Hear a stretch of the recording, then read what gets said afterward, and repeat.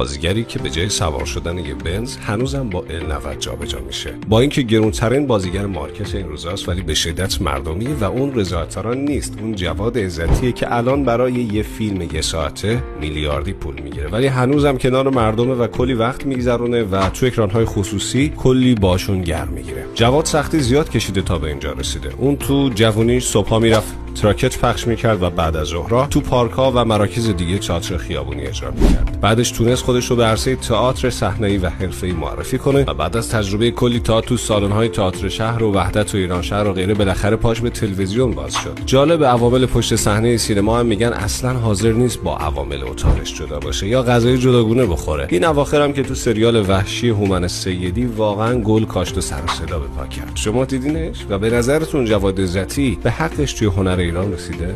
برای اطلاع از شرایط حال حاضر جهان فقط کافیه پیج دفکس رو فالو کنید.